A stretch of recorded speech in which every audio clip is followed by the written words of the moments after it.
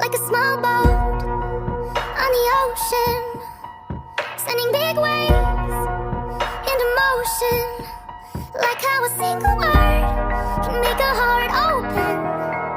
I might only have one match, but I can make an explosion. And all those things I didn't say were wrecking balls inside my brain. I will scream loud tonight. Can you hear my voice this time? This is my fight song. Take back my life song. Prove that I'm the right song. My power's turned on. Stop me right now. I'll be strong. I'll play my fight song. And I don't really care if nobody else believes, 'cause I've still got a lot of fight left in me. Before you can take your seats, you must be sorted into your houses. They are Gryffindor, Hufflepuff, Ravenclaw, and Slytherin. Gryffindor! Slytherin! Hufflepuff! Ravenclaw! Halo, sekarang aku lagi ada di SMA 32 Jakarta. Jadi hari ini agendanya adalah untuk mewawancarai salah satu guru biologi untuk memenuhi tugas evolusi. Eits, tapi aku nggak sendiri, aku nggak jomblo nih. Aku bawa teman-teman aku. Ini dia. Yang pertama ada si cantik. Siapa namanya? Halo, aku Siti Ratina. Ya, Cisanti kedua. Ayo. Halo, aku Siti. Si Kasep. My name is Erisani Wijaya. Hai. Si Bos. Yani Oke. Anak metal. Saya Aditya Satya.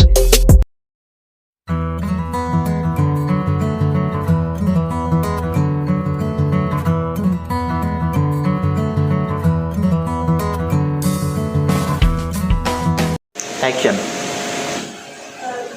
Kami dari mahasiswa Sandra, di sini kami akan mengajukan beberapa pertanyaan mengenai evolusi. Ini untuk memenuhi tugas mata kuliah evolusi ya. Ini bisa dijawab dari pertanyaan-pertanyaan. Untuk yang pertama itu, apakah yang dibutuhkan tentang evolusi sendiri? Ya, evolusi itu adalah perubahan yang berangsur lama ya, dalam waktu itu jutaan tahun gitu. Itu evolusi. Itu perubahan terjadi pada waktu itu dalam proses yang sangat lama. Nah, untuk apa yang dibutuhkan tentang lama, Darwin dan seleksi alam itu sendiri? Oh ya, kalau Lamarck dan Darwin itu kan tokoh tercetus evolusi ya. Yang pertama kan Darwin, jadi yang terkenal ya dengan karyanya On the Origin of Species by Means of Natural Selection ya. Jadi kalau Darwin itu on the origin of species, jadi berarti organisme itu terbentuk ya karena ada seleksi alam. Kalau Darwin, kalau Lamarck ya, Lamarck mengatakan bahwa perubahan pada makhluk hidup atau organisme itu karena pengaruh faktor lingkungan. Jadi kalau dari misalnya dari alam, kalau Lamarck itu karena pengaruh faktor lingkungan. Contohnya pada jerapah ya. Nah, kalau dari mengatakan ada dua jerapah ini, leher pendek dan leher panjang kan gitu. Leher panjang itu akan tetap eksis ya, sedangkan yang leher yang pendek itu akan punah karena dia tidak bisa menjaga makanannya, sehingga yang berkembang adalah yang leher panjang. Tapi kalau Lamarck itu mengatakan bahwa semula jerapah itu lehernya pendek, tapi dalam pengaruh perubahan lingkungan yaitu daun-daun semakin meninggi ya, sehingga jerapah itu berubah lehernya menjadi panjang, jadi kayak tertarik gitu. Itu dikenal dengan teori Use and Disuse. Dari beberapa teori yang diterangkan tadi, apakah ada keuntungan jika kita mempelajari teori evolusi ini? Keuntungan ya, jadi setiap hal ya itu pasti ada manfaatnya ya. Dengan kita mempelajari evolusi pasti ada manfaatnya bagi kita, terutama ya menambah wawasan ya, walaupun itu baru sekedar teori ya, walaupun baru sekedar teori, tapi itu setidaknya di kalangan akademisi ya itu adalah sebuah ilmu pengetahuan. Terlepas dari percaya atau nggak percaya ya, gitu ya. Kalau manusia evolusi ini kan digabungkan dengan tentang manusia purba. Apa yang ibu ketahui tentang manusia purba ini? Ya, manusia purba, yang purba itu kan zaman dulu ya, zaman dulu berarti manusia purba itu ya manusia yang hidup jutaan tahun lalu gitu. Kalau untuk nenek moyang manusia teori evolusi itu kira-kira berapa? Kalau berdasarkan teori evolusi ya, menurut saya kalau nenek moyang itu boleh dikatakan manusia Lucy ya, atau Australopithecus africanus ya, atau Australopithecus afarensis juga bisa sih. Itu dikatakan berdasarkan teori evolusi. Jadi nenek moyangnya ini dia berkembang menjadi genus Homo, yang sekarang itu ya genus Homo sampai kepada Homo sapiens. Nah, untuk ibu, apakah ibu percaya tentang teori evolusi ini? Mungkin dijelaskan kalau ibu percaya atau tidak? Teori evolusi itu kan sampai sekarang masih menjadi materi yang diajarkan di kelas 12 di semester 2 ya, terlepas dari percaya atau tidak percaya. Jadi kalau orang percaya itu kan kadang nggak perlu bukti. Misalnya saya percaya pada Tuhan yang berasa. Kalau saya percaya bahwa paru-paru Anda ini bergerak ya, berkontraksi. Tapi saya kan nggak perlu bukti untuk melihat paru-paru Anda, karena saya harus membedah badan Anda sehingga saya baru tahu buktinya. Oh ternyata memang benar paru-paru berkontraksi seperti itu. Jadi terlepas dari itu, ini untuk sebuah kepercayaan ya. Karena itu baru dalam tanda petik teori, maka saya nggak percaya. Saya tidak percaya itu tentang teori evolusi itu. Tapi dilihat dari sisi lain bahwa itu ada sebuah pengetahuan. Karena teori evolusi itu kan disebutkan oleh para ahli, ya. Bahkan sampai sekarang mungkin sudah dokter, udah S3, itu banyak membahas tentang teori yang ilmiah. Ini teori yang ilmiah walaupun belum dibuktikan kebenarannya. Jadi, saya mengatakan bahwa saya percaya, tapi juga tidak bisa percaya penuh. Mengapa? Karena ketika belum menjadi sebuah hukum, baru sebuah teori, maka itu masih akan ada perubahan. Untuk selanjutnya, apa yang diketahui tentang adaptasi dan mutasi? Jadi adaptasi adalah proses penyesuaian diri makhluk hidup ya, organisme ya terhadap lingkungan, terhadap lingkungannya. Itu adaptasi, bisa ada adaptasi fisiologi, ada adaptasi morfologi, ada adaptasi perilaku. Nah kalau mutasi sendiri, mutasi itu adalah sebuah perubahan yang terjadi pada mungkin molekul pada gen dan juga pada kromosom. Itu mutasi. Jadi mutasi menurut saya bisa mengarah kepada terbentuknya evolusi atau kepada terbentuknya sebuah perubahan. Mekanisme yang terjadi evolusi. Di sini untuk pertanyaannya mungkin agak sedikit mengenai apakah ibu berkabar. Ya saya berangkat. Kalau dari pandangan ibu ya, apakah mendukung adanya teori? Kalau dari sudut pandang agama, ya saya tentu menentang teori ini. Walaupun dari itu tidak secara eksplisit menyatakan bahwa manusia yang sekarang ini dari Tuhan, ya, kuasanya. Tapi saya yakin dan percaya dengan agama saya bahwa manusia yang pertama diciptakan itu adalah Adam. Dia diciptakan dari segumpal tanah, yaitu tidak mati, dan dengan kekuasaan Tuhan Maha Esa pun fayakun, maka jadilah dia. Jadilah manusia sesuai dengan kehendak Tuhan. Jadi berdasarkan jawaban ibu dan agama ibu, manusia pertama yang pada ibu ini Lagi ada, ya. Jadi selanjutnya nih ya biar kalau tadi ibu tentang adanya evolusi atau tidak terlalu percaya ya ibu, apakah teori evolusi ini bertentangan dengan agama dan juga apa aja nih yang bertentangan? Oh ya, jadi kalau secara agama tentu pada penciptaan ya, pada penciptaan itu Tuhan itu menciptakan makhluk hidup itu ya kun fayakun ya. Jadi ketika Tuhan mau menciptakan sesuatu ya pasti dia akan kun fayakun, jadilah dia sesuatu itu. Tetapi pada pandangan teori evolusi bahwa manusia bahwa makhluk hidup itu ya itu adalah mengalami perubahan dari masa ke masa.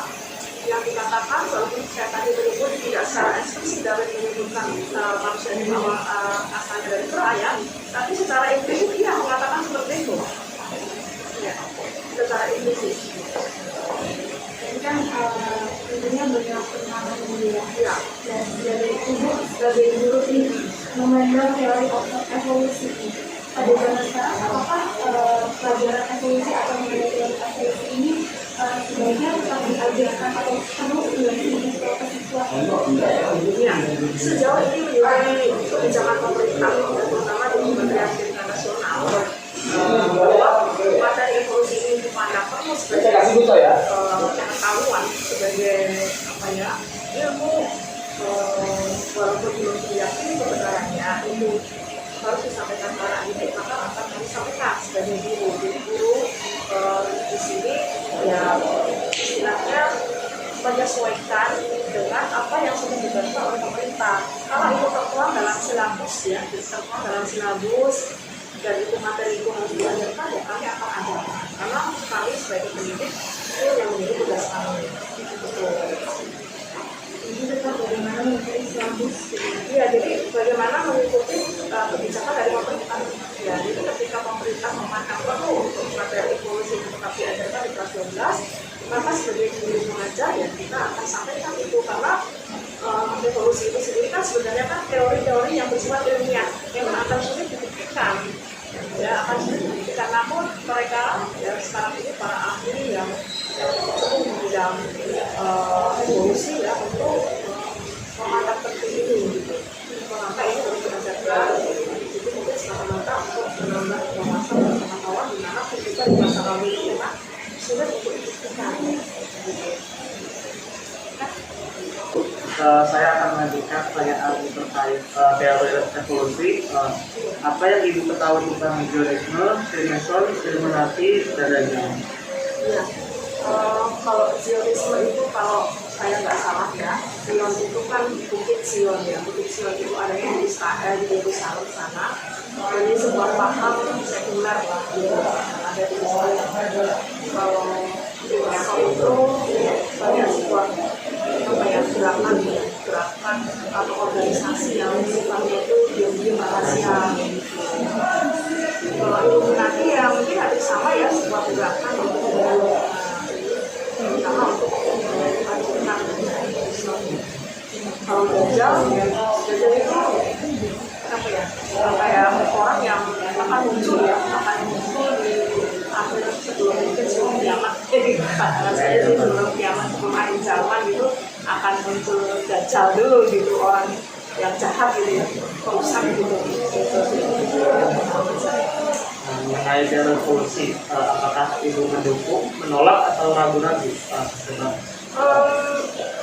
Kalau di posisi sebagai seorang pendidik yang mana harus bertugas untuk menyampaikan materi ini kepada peserta didik, tentunya ini ya harus kami sampaikan. Tapi saya tidak mendukung tentang teori evolusi itu karena sampai sekarang pun itu masih berupa teori yang belum bisa dibuktikan kebenarannya.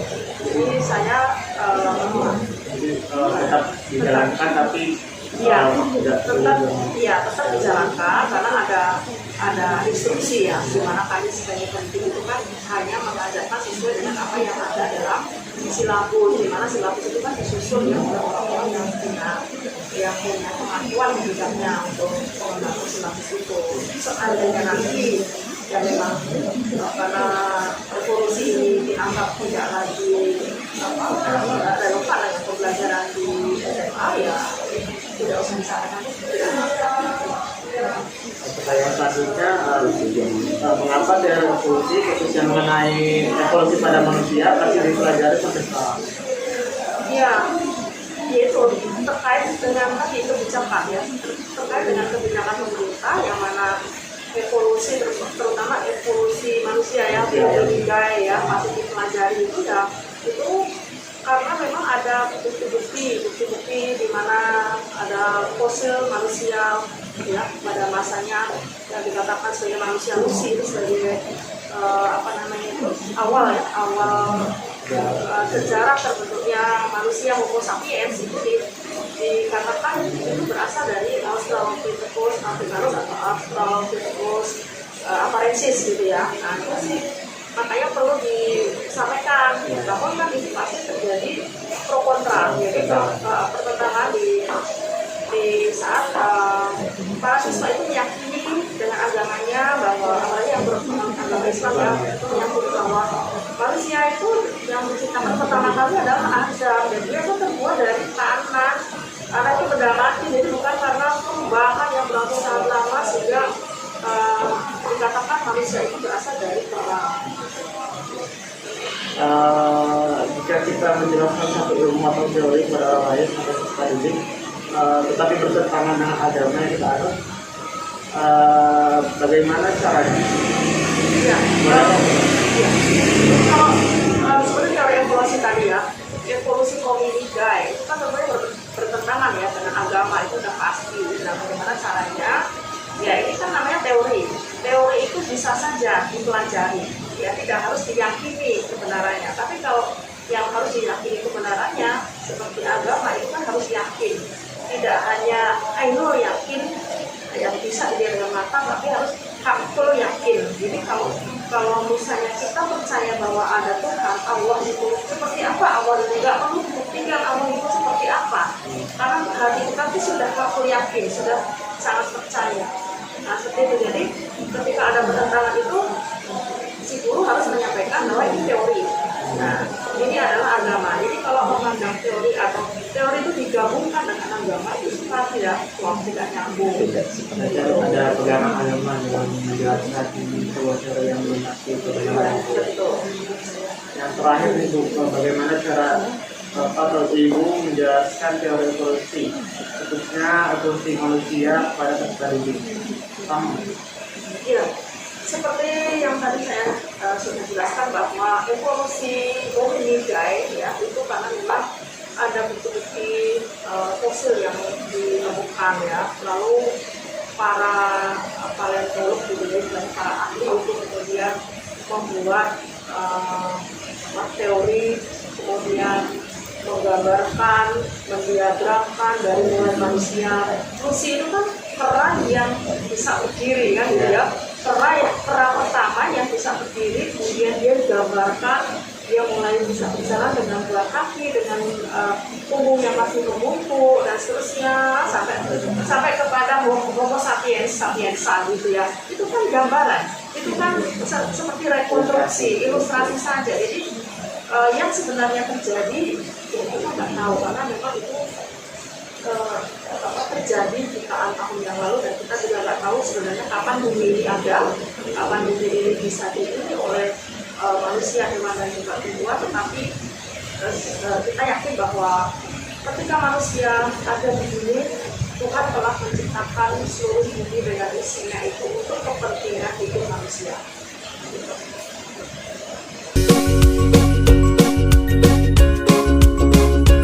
Iya, jadi selesai sudah acara kita hari ini, kegiatan kita hari ini. Tadi udah wawancara ya, udah foto-foto pastinya, dan sekarang acaranya penutupan. Teman-teman, bye.